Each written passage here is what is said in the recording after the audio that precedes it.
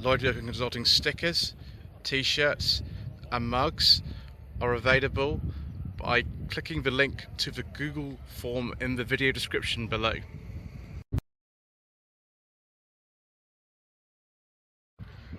Good morning. Today is the 11th of September and this is the 2022 Fuel Power Party at the Army Fly Museum near Middle Wallop in Hampshire, which is just sort of near Andover. As you can see, if you're a fan of the Fuel Power channel, and we have been advertising this party for quite a number of months actually on my own channel, although you might have actually seen Mr. Bill and Lady Caldwell Holmes video before this, because theirs is going up first. Went up actually last night on the day of release of this video. They've bought quite a number of cars sort of here, and we also have some others which we will get through. One thing I will say straight away is, as usual, we don't talk about diesels on this channel, viewers, due to controversial government legislation, political meddling and all sorts of other things, and so there are certain vehicles we should not be covering, even if some of them are cult favourites. If you obviously want to see these, you can watch other channels' videos of the event, but as far as we're concerned, we should be staying away from them, as we have done for the past 4 years and over 1,000 videos.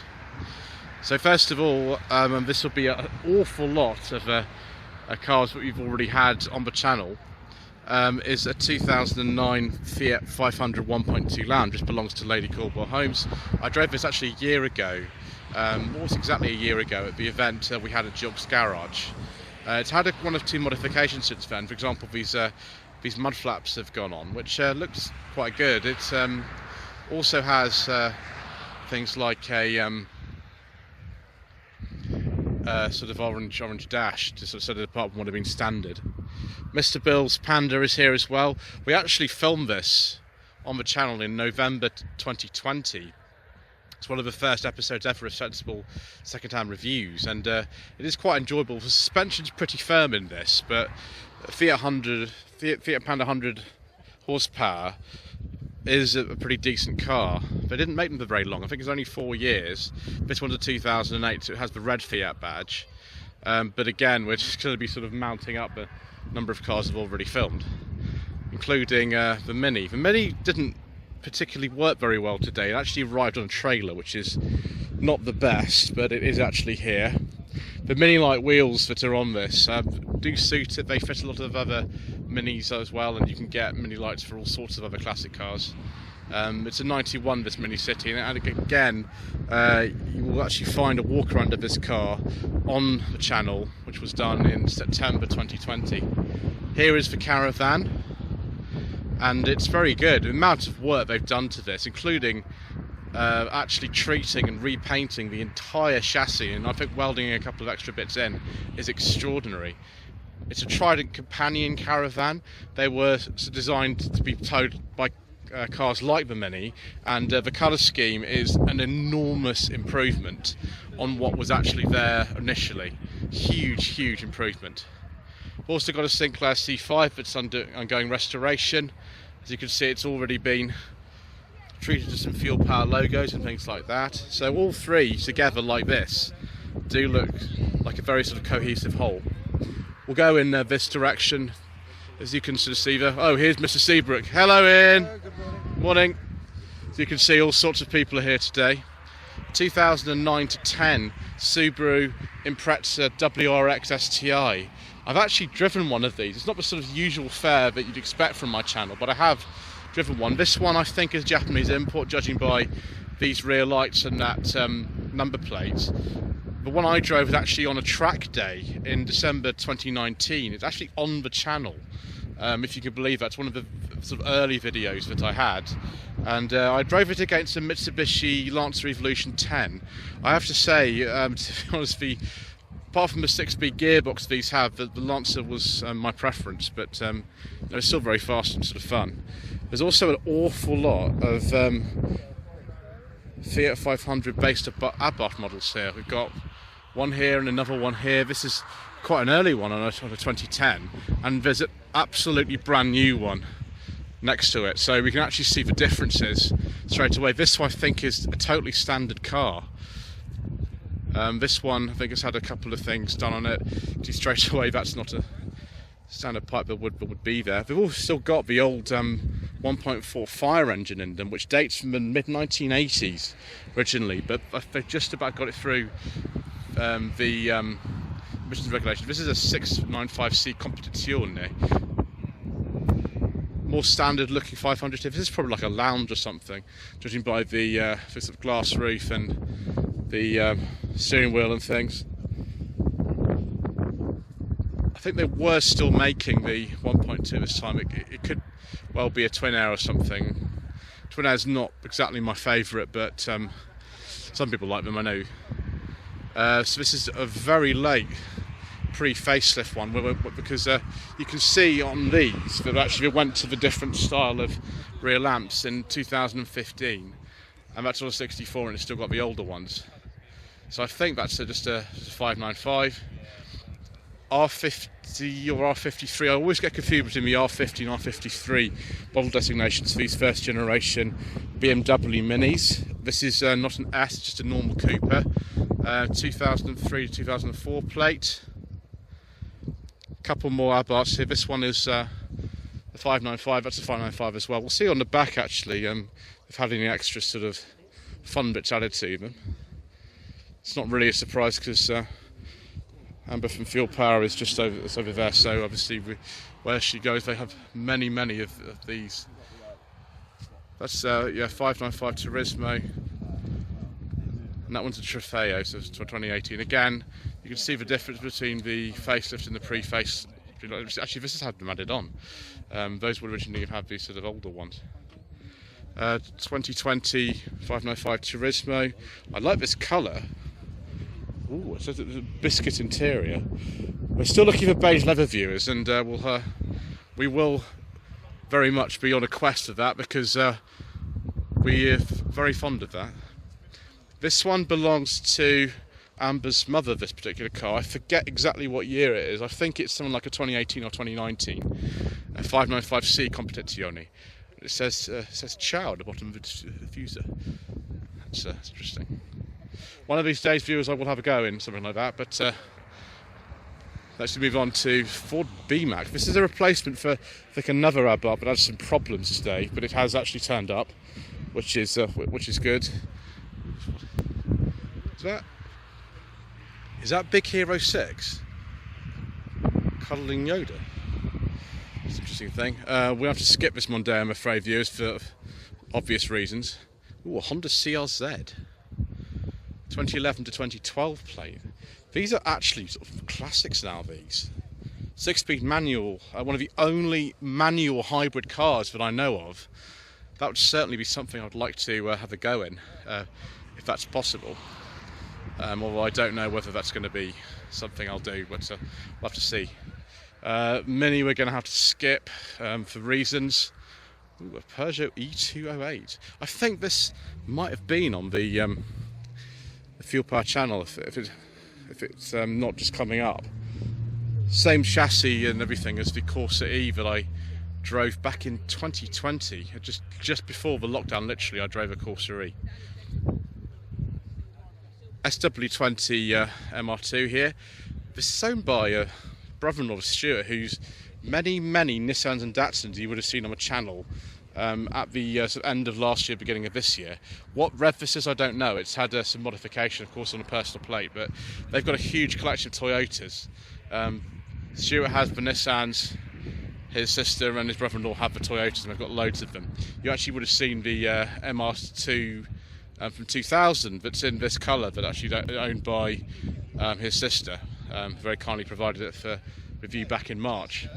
Stuart's just bought this. It's a 1993 Nissan 100 NX. This one's a manual.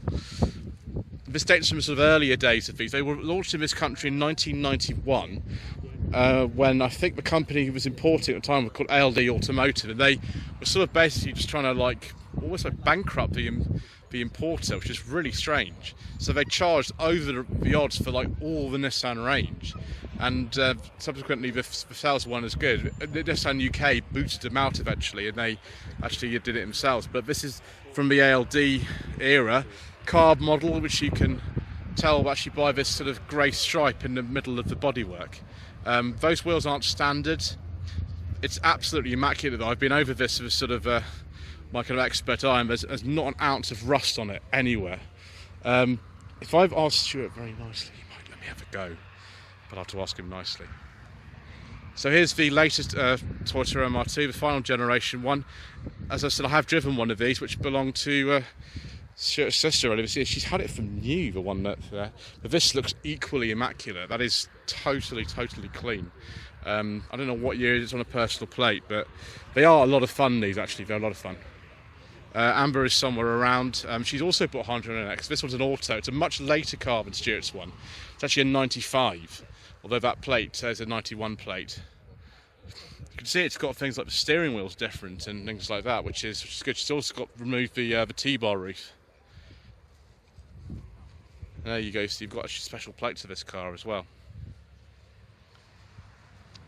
So hopefully, one way or the other, I'll be able to have a go in a 100X, which is what you'll see on the channel. Ooh, that's very special. 1967 Sunbeam Alpine Series 5 with a 1725cc engine. This was the last year for these, actually. The very last year, and this is an early 67, so it's before August. Didn't expect to see something like that here today, viewers, but I'm very glad that I have. 2014 to 15 Mini Cooper S. We're after the era of the Prince engine here, viewers, so we can talk about these. Way after the supercharger was on these, though. That I think was only on the first generation of the Cooper S's. This car's been sort of lightly customised. It's got the sort of sparkly stripes on it. 1978 to 79 Mini 1000. I really like these wheels on it, and someone's kind of left the interior quite standard, and also left these coach lines on it, which look great.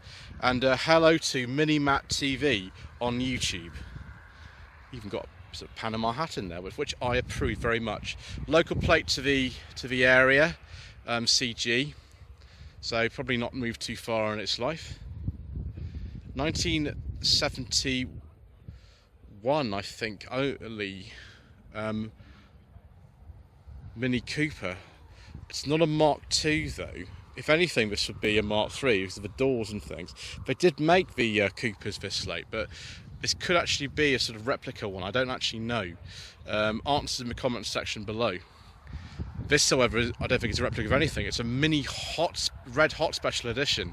There were other ones at this time. There were millions of late 80s Mini Special Editions, but this is the Red Hot. It looks a little bit like a Cooper, but the Coopers actually in this country didn't even exist at the time. So we've got the sort of correct dash. It's a sort of dash out of like a Mayfair or something, but it has been changed. It's not standard anymore, and someone's put a turbo in there. So I think well, it looks relatively standard. These.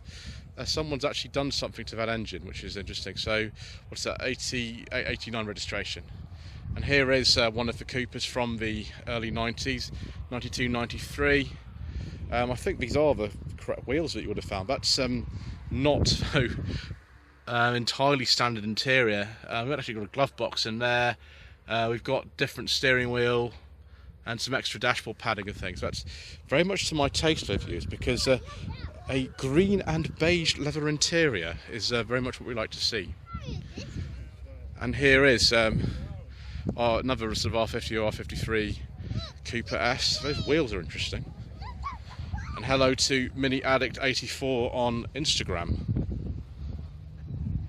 Supercharged adventure in progress, certainly. Ooh, a very late classic Mini here. It's a 99 to 2000 registration, so around the final year of production. Paint's kind of either it's gone a bit faded or it's been sort of repainted to flat. It actually looks kind of interesting like that. I sort of quite like it. Spot lamps and all kinds of interesting things. Bonnet stripes, very sort of purposeful. An even later one here, was 2000, so last year they made these.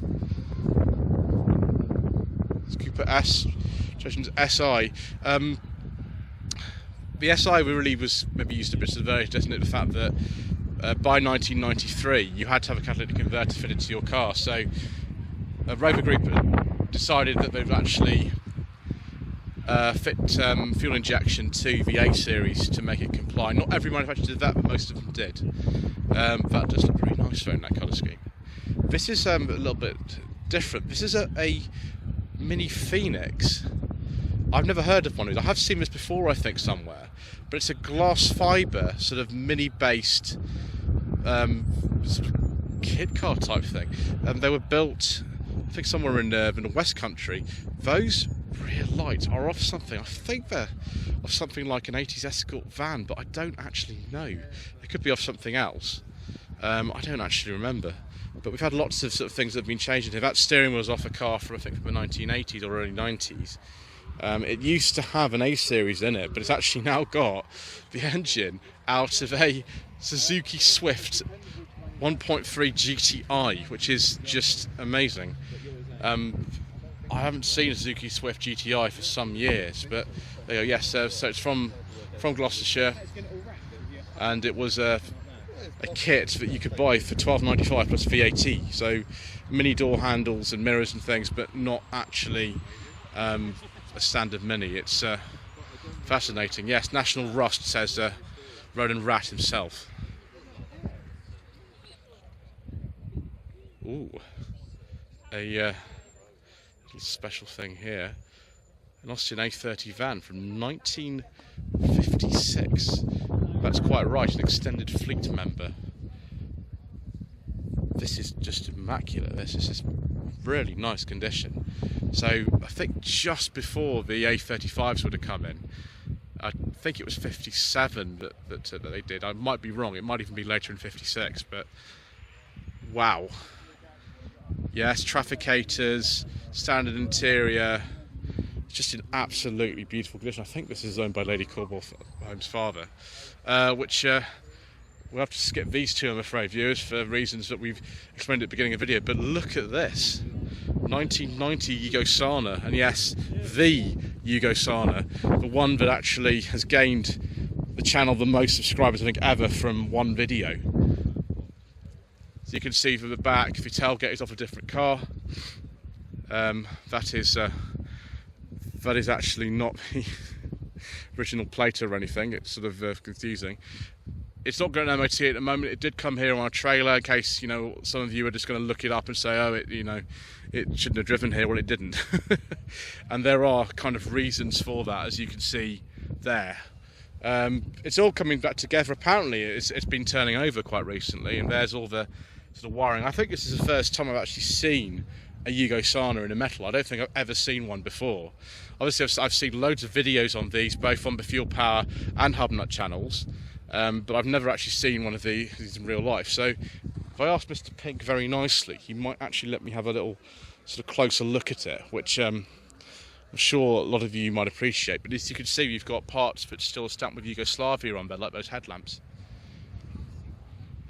Now this Allegro to 79 is owned by a gentleman called Alex. If you're familiar with the Fuel Power channel, I think there's been a review of this on there, from what I understand. And it was off the road for many, many years. It's a 1300 Super, Series 2 Allegro, so it is different from the one that I drove, which was the Series 1 from 74. But it's actually in very, very nice condition. I think he's using this at the moment on a daily basis, which is fantastic. It's not perfect. You can sort of see the bits that need to be painted and things on here, but it is honestly pretty good. And it has a beige interior. No Corsic wheel, of course, because those actually went out in 1974. So there we go. Certainly a very nice period colour. This is actually a 2013 Westfield X1. It looks very much like an old Lotus racing car, but it is a 2013.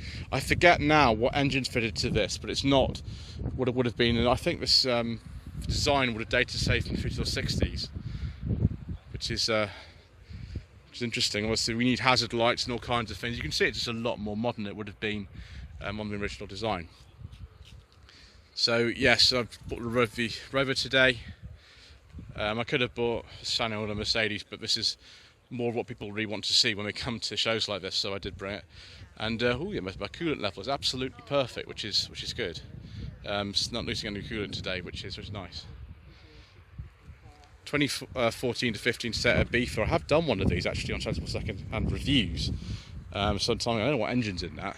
And someone's even got a fuel power sticker there, which is good. So we have Bob the trailer tent, Bob the convoy cruiser, who's here, and various members of family in here. I think it's the first time I've seen this in person, actually. I'm afraid Bella the Berlingo is not going to appear because Bella the Berlingo is powered by an engine of which I cannot discuss on this channel. But of course, if you watch the fuel power or Hub Not videos or something else, I'm sure you can see that more, but we have to stay away because rules are rules, I'm afraid, viewers. 1993 to 1994 Fiat Cinquecento with a Fat Willie's Surf Shack sticker. You don't get more 90s than Fat Willie's Surf Shack stickers, do you? This one's had a few modifications. The interior is pretty standard apart from the gear knob of the wheel, but we've had other things. A paint job I don't think is at all standard, and neither of these sort of little interesting yellow lights, but I quite like that actually. 2005 Honda CR-V. Won't be long before we've actually attained a bit of classic status, I think. But certainly the Mark 1 models have that already. But, you know, it's a Mark 2. And my gosh, what's this doing?